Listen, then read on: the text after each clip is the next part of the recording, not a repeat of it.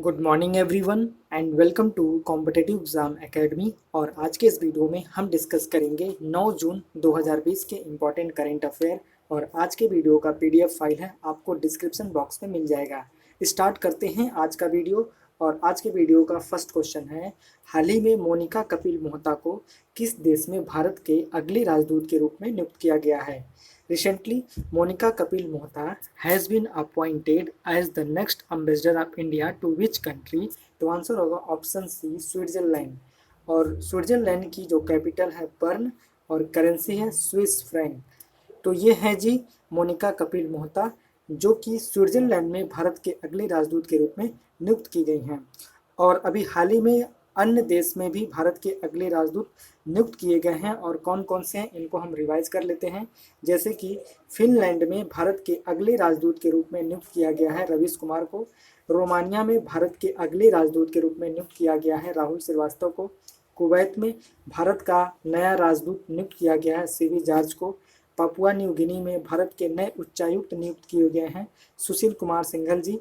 Britain में भारत के नए उच्चायुक्त नियुक्त किए गए हैं गायत्री कुमार। नाइजर में भारत के नए राजदूत नियुक्त किए गए हैं पीके नायर। कतर में भारत के अगले राजदूत के रूप में नियुक्त किए गए हैं दीपक मित्तल जी।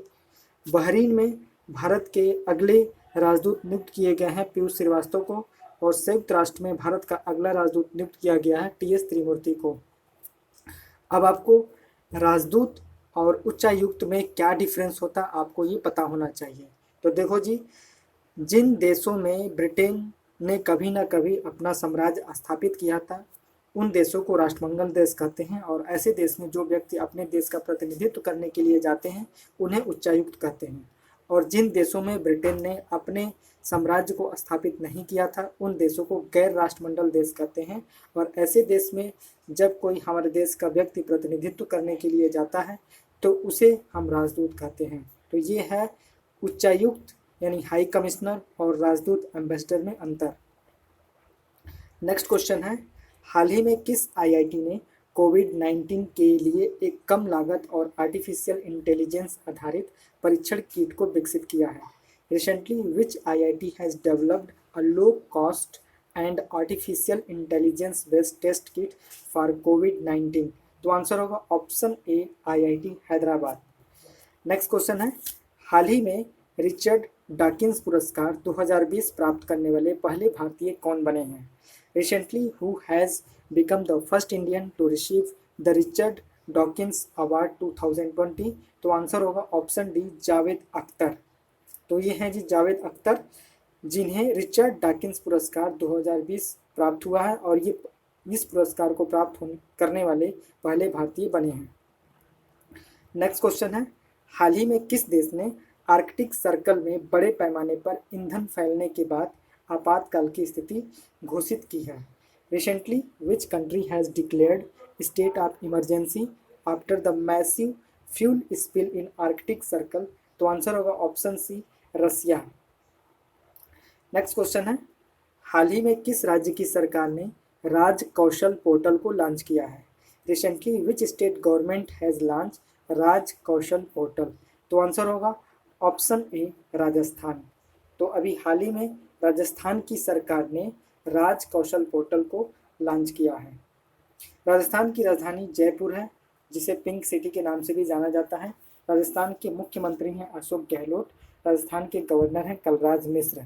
और राजस्थान की माउंट आबू में दिलवाड़ा मंदिर है, और जिसे बिमल शाह ने बनवाया था। और राजस्थान जो है क्षेत्रफल के आधार पर सबसे बड़ा जो स्टेट है वो है राजस्थान। और राजस्थान में धीरू भाई अंबानी सोलर पार्क है जो कि जैसलमेर में है। और ये भी याद रखना कि राजस्थान में ही सबसे पहले पंचायती राज व्यवस्था शुरू की गई थी।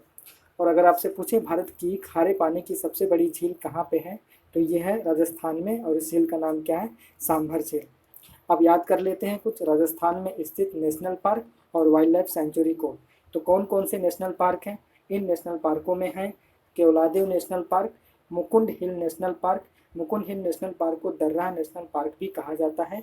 Ranthambore national park, Sariska national park and desert national park, जो कि राजस्थान में स्थित है।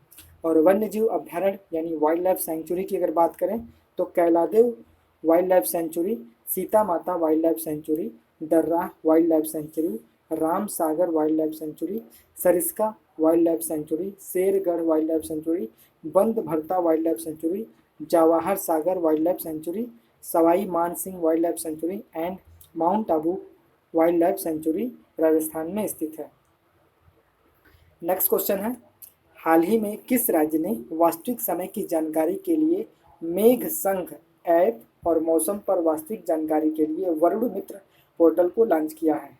Recently which state has launched मेघ संदेश app for real time information and Varun Mitra portal for real time information on whether? तो आंसर होगा option B Karnataka.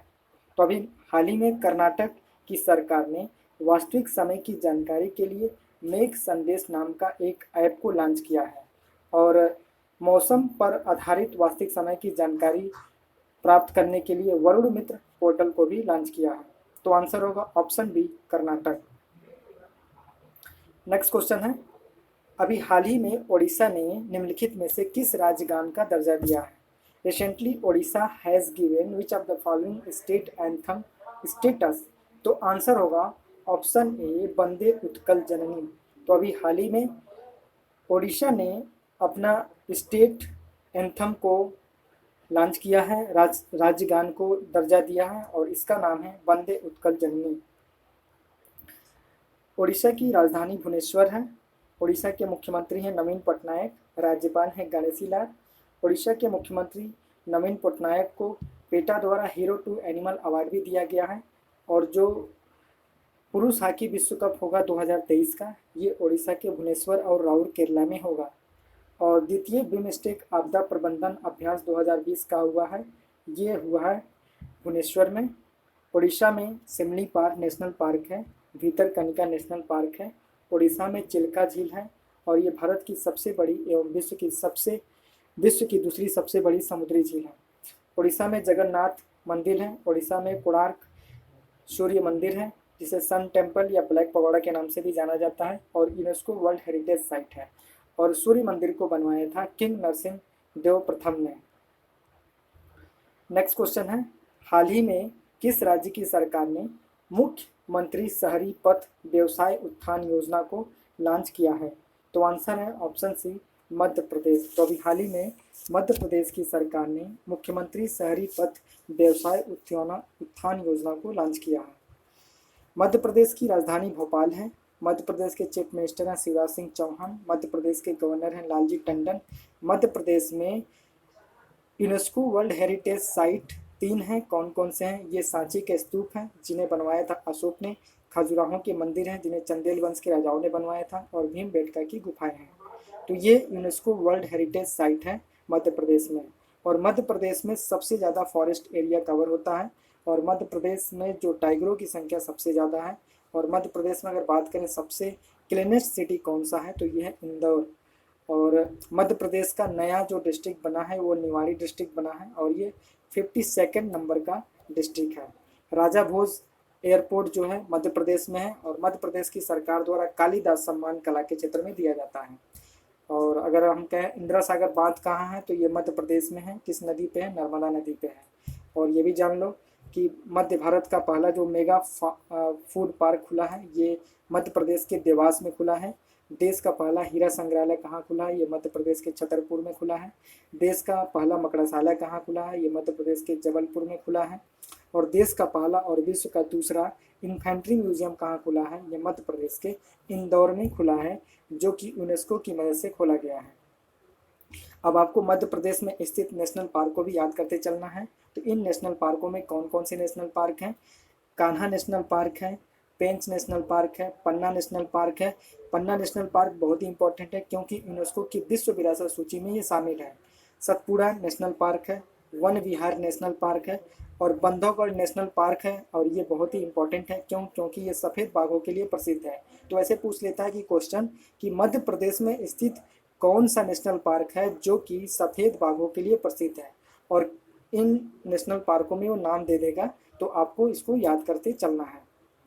Sanjay national park है, माधव नेशनल पार्क है, पालपुर कूनो नेशनल पार्क है, मांडला फॉसिल नेशनल पार्क है, and राष्ट्रीय चंबल सेंचुरी है।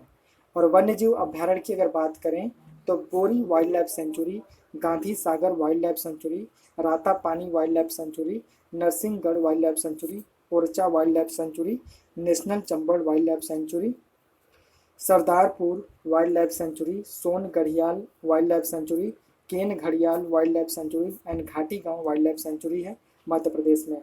और पंचमढ़ी जीव संरक्षण कहाँ पे है, ये भी है मध्य प्रदेश में। नेक्स्ट क्वेश्चन है 2020 विश्व तीरंदाजी फील्ड चैंपियनशिप कब तक के लिए स्थगित कर दिया गया है? How long has the 2020 world archery field championship has been postpone? तो आंसर होगा ऑप्शन बी 2022 से 2022 तक विश्व तीरंदाजी फील्ड चैंपियनशिप, जो कि 2020 में होने वाला था, लेकिन कोविड-19 की वजह से अब इसे पोस्टपोन कर दिया गया है।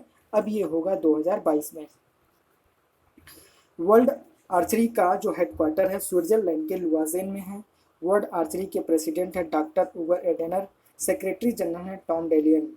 और एक नेशनल फील्ड आर्चरी एसोसिएशन है, इसका headquarter Yankton south Dakota US में है। प्रेसिडेंट है Bryan Schaefer and vice president है ड्यूक जोके।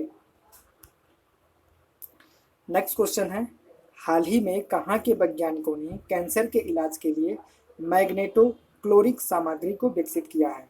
Recently which institute scientists had developed magnetocaloric material for treatment of cancer? तो आंसर होगा ARCI, यानी अभी हाल ही में ARCI के वैज्ञानिकों ने कैंसर के इलाज के लिए एक मटेरियल को खोजा है और इसका नाम है मैग्नेटोक्लोरिक मटेरियल। तो आंसर होगा ऑप्शन सी।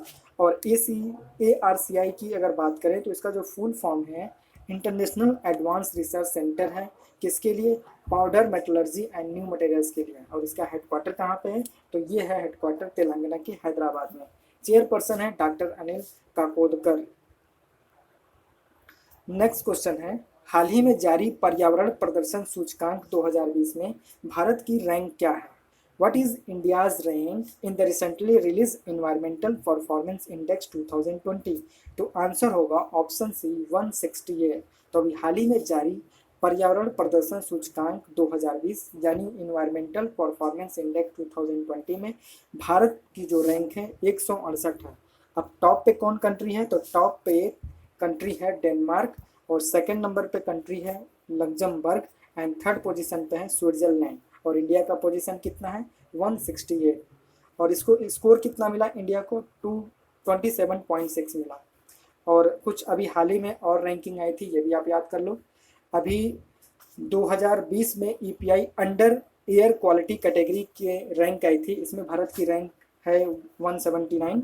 और अंडर बायोडाइवर्सिटी एंड हैबिटेट में भारत की रैंक है 148 एंड क्लाइमेट चेंज मिटिगेशन में भारत की रैंक है 106।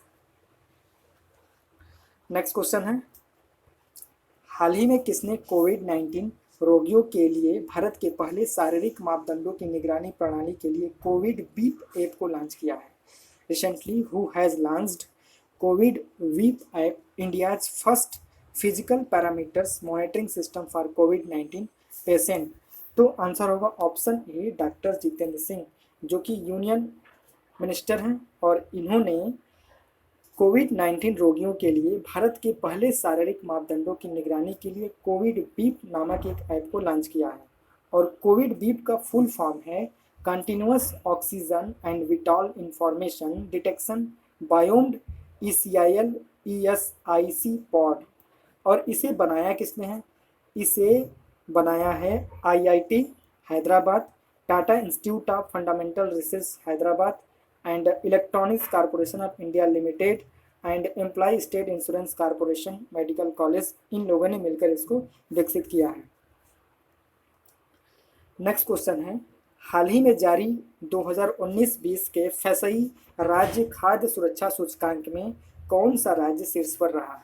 Which state has topped the FSI state food safety index for 2019-20 release recently? तो आंसर होगा ऑप्शन ए गुजरात। तो अभी हाल ही में जारी 2019-20 के FSI राज्य खाद्य सुरक्षा सूचकांक में जो गुजरात राज्य है ये शीर्ष पे रहा। और ये जो लिस्ट आई है 3 कैटेगरी में लिस्ट आई है, एक लिस्ट आई लार्ज कैटेगरी में, एक स्मॉल कैटेगरी में, एक यूनियन टेरिटोरी में। तो लार्ज स्टेट की बात करें तो टॉप 3 स्टेट कौन कौन से हैं? गुजरात फर्स्ट पोजीशन पे है, तमिलनाडु सेकंड पोजीशन पे है एंड महाराष्ट्र थर्ड पोजीशन पे है। और स्मॉल स्टेट्स की अगर बात करें तो गोवा फर्स्ट पोजीशन पे है, मणिपुर सेकंड पोजीशन पे है एंड मेघालय थर्ड पोजीशन पे है। एंड अगर यूनियन टेरिटोरीज की अगर बात करें केंद्र शासित प्रदेशों में, तो चंडीगढ़ जो है फर्स्ट पोजीशन पे है, न्यू दिल्ली सेकंड पोजीशन पे है एंड अंडमान आइलैंड्स जो है ये थर्ड पोजीशन पे है। तो ये तीनों कैटेगरी में आपको नाम याद रखने हैं। और फैसई की अगर बात करें तो फुल फॉर्म है food safety and standard authority of India, headquarter है न्यू दिल्ली में, चेयरपर्सन है रीता टेवटिया। और अभी अभी फैसई के नए सीईओ यानी चीफ एग्जीक्यूटिव ऑफिसर बने हैं अरुण सिंघल। नेक्स्ट क्वेश्चन है, हाल ही में किस कंपनी ने CO2 उत्सर्जन को कम करने के लिए UNGC पहल पर हस्ताक्षर किया है? Recently which company has signed the UNGC initiative to reduce carbon dioxide emission? तो आंसर होगा option B Tech Mahindra.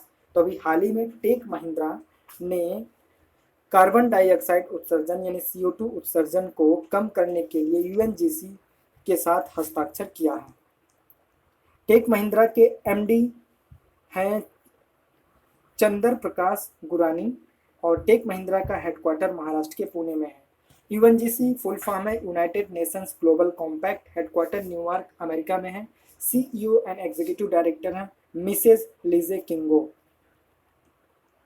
And next question, हाल ही में विश्व महासागरीय दिवस कब मनाया गया? When was world ocean day celebrated recently? तो आंसर होगा ऑप्शन डी 8 जून। और ये हर साल 8 जून को विश्व महासागरीय दिवस मनाया जाता है और इस बार भी 8 जून को विश्व महासागरीय दिवस मनाया गया है और इसका थीम था innovation for a sustainable ocean. और 8 जून को वर्ल्ड ब्रेन ट्यूमर डे भी मनाया गया है और 7 जून को मनाया गया है वर्ल्ड फूड सेफ्टी डे। और जो वर्ल्ड फूड सेफ्टी डे मनाया गया है 7 जून को, इसका जो थीम था फूड सेफ्टी एवरीवन्स बिजनेस। तो स्टूडेंट्स ये थे हमारे आज 9 जून 2020 के इंपॉर्टेंट करंट अफेयर। वीडियो अगर आपको अच्छा लगा तो ज़रूर लाइक करें। अगर आपको कोई क्वेश्चन पूछना है तो कमेंट सेक्शन में आप पूछ सकते हैं। और अगर चैनल पे नए हैं तो चैनल को ज़रूर सब्सक्राइब करें, बेल बटन को प्रेस करें ताकि आपको लेटेस्ट नोटिफिकेशन मिल सके। फ्रेंड्स वीडियो देखने के लिए थैंक यू।